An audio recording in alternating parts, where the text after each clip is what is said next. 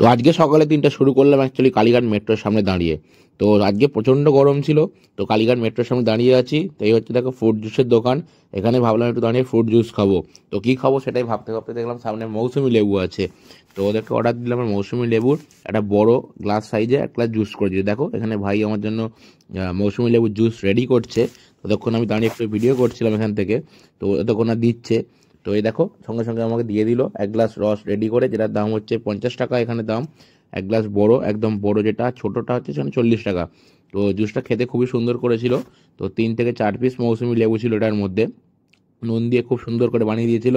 এই যে আরেকবার দেখে নাও তোমরা। তারপর ওখান থেকে দেখো বেরিয়ে পড়লাম, বেরিয়ে চলে। তো কলকাতা মেট্রো অ্যাকচুয়ালি যে মেট্রো রাইড কলকাতা নতুন অ্যাপসটা বেরিয়েছে, তো ভাবলাম যে এই অ্যাপসটার মাধ্যমে আজ টিকিটটা কেটে নেবো। অ্যাপসটা চালু হয়ে গেছে, কারণ আমার কাছে কার্ড ছিল, সাথে দীপু ছিল, ওর কাছে কোনো টিকিট ছিল না। লাইনের প্রচুর ভিড় থাকার কারণে অ্যাপটা থেকে টিকিট কাটতে গেলাম।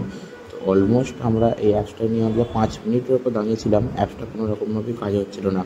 জানি না কোনো নেটওয়ার্ক ইস্যু হতে পারে, বাট অ্যাপসটা চালু আছে, রানিং আছে, কিন্তু অ্যাপসটা আমার ফোনে এই মুহূর্তে কাজ করছিল না। তোমরা দেখতেই পাচ্ছ, সেই জন্য আমাদের কত লেট হলো। তো সামনে একজন পুলিশ অফিসার ছিল, উনিও দেখছিলেন যে কেন হচ্ছিল না। তো অনেকক্ষণ ট্রাই করার পর আমাদের অ্যাপসটা কিছু করতে পারলাম না। দেখো সামনে তোমার দেখাচ্ছি, এদিকে দেখে নাও। আর এদিকে কাউন্টার ভিড় ছিল, সেই কারণে কিছু করে উঠতে পারলাম না। তারপর টিকিটে কাউন্টার মেট্রোর মধ্যে।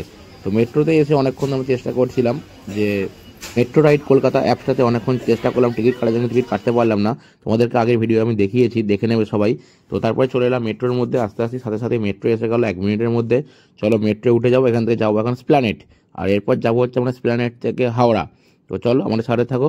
তো এই যে চললাম স্প্ল্যানেডে নেবে আমরা হাঁটতে হাঁটতে গ্রিন লাইন ধরে যাচ্ছি। তো এখান থেকে যাবো হচ্ছে এখন আমরা মেট্রো ধরার জন্য স্প্ল্যানেড থেকে হাওড়া। তো দেখো আন্ডারগ্রাউন্ডে হেঁটে হেঁটে যাচ্ছি।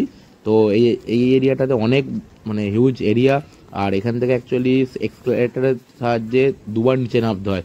তো হিউজ ডাউন এটা এখানে স্প্ল্যানেড থেকে যাওয়ার সময়। এটা হচ্ছে দেখে নাও তোমরাই, দেখো নামছি প্রচুর নিচে, এটা অনেকক্ষণ আমাদের টাইম লাগে।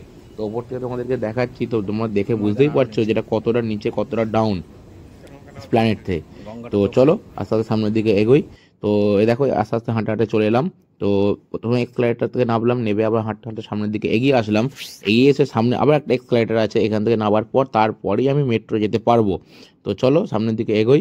তো আমার সাথে সাথে সামনের দিকে সবাই এগোচ্ছে আস্তে আস্তে।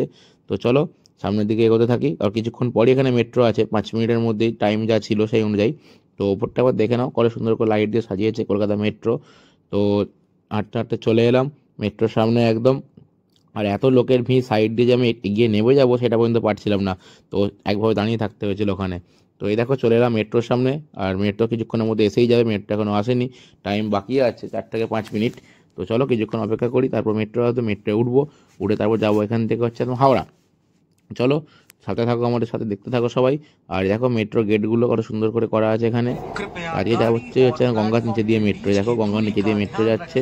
আর তোমাদেরকে একবার দেখিয়ে দিচ্ছি ওপরে যে এই মেট্রোটা কোথা থেকে কোথায় চলবে। পুরো এখানে চার্ট লিস্ট দেওয়া আছে, দেখে নাও সবাই একবার। এই হচ্ছে মেট্রো। তো দেখো হাওড়া মেট্রো থেকে বেরিয়ে জাস্ট ওপরে উঠতে যাব, কি লেভেলের ভিড়, এত ভিড় প্রত্যেকের। যারা এসপ্ল্যানেড আসছে, নিউ মার্কেট আসছে, পুজোর সময় শপিং করতে আসছে, সবাই হাওড়া যাচ্ছে, সেই জন্য এত ভিড়। আর হাওড়া মেট্রোতে আসার জন্য তারপরই হাওড়া থেকে ট্রেন ধরবো উলুবেড়িয়া যাওয়ার জন্য। তো এখান থেকে সামনে টিকিট কাউন্টার ছিল, এটা অনলাইন পেমেন্ট করে কাটতে হয়। তো আমি অনলাইন পেমেন্ট করে এখান থেকে একটা উলুবেড়িয়ার টিকিট কেটে নিলাম। তো ডাইরেক্ট চলে আসলাম একদম হাওড়া রেল লাইনের প্ল্যাটফর্মের মধ্যে। তো যাবো এখন লোকাল ট্রেন ধরবো, ট্রেন ধরে যাবো উলুবেড়িয়া। তো সামনে আমার দেখো ট্রেন দাঁড়িয়ে আছে, এদিকে এক্সপ্রেস দুপাল্লা ট্রেন, যেটা হচ্ছে হাওড়া মালদা ট্রেন। তো ট্রেনটা এখান থেকে যাবে হচ্ছে মালদা। তোমরা দেখে দিচ্ছি, আর দেখে নাও, দেখো লেখা আছে এখানে হাওড়া মালদা ট্রেন। তো চলো আমরা সামনের দিকে এগিয়ে যাই, আমাদের লোকাল ট্রেন আছে হাওড়া মেদিনীপুর লোকাল। তো চলো দেখতে দেখতে চলে এলাম হাওড়া মেদিনীপুর লোকালে, আর ট্রেন ছাড়ার সময়ও হয়ে গেছে, বেশিক্ষণ বাকিও নেই।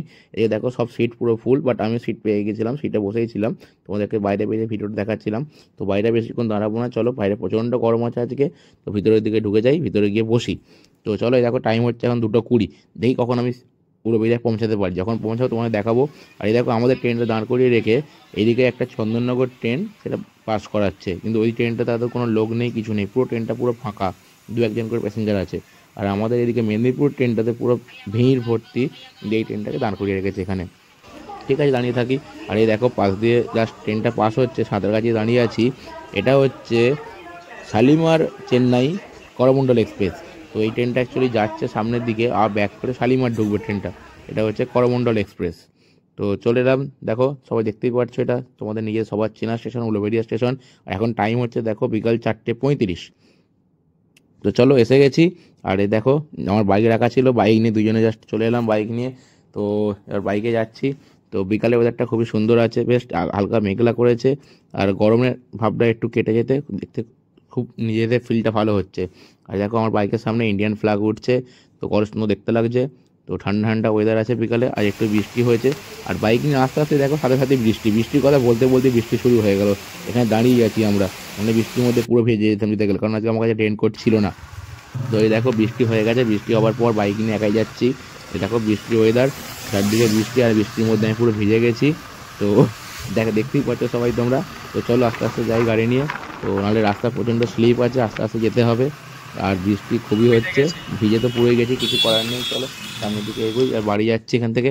এটা কিছুটা এলাম, কিছুটা আসার পরেই দেখছি এদিকে আর কোনো বৃষ্টি হয়নি, রাস্তা পুরো শুকনো, এদিকে কোনো বৃষ্টি হয়নি। এই হচ্ছে বর্ষাকালের সিজন ভাই, আজ এখানে বৃষ্টি, তো পরের মুহূর্তে পরের সবিতে বৃষ্টি হচ্ছে না। তো চলো ঠিক আছে, চলো বাড়ি যাই, দেখা হবে আবার পরবর্তী কোনো ব্লগে।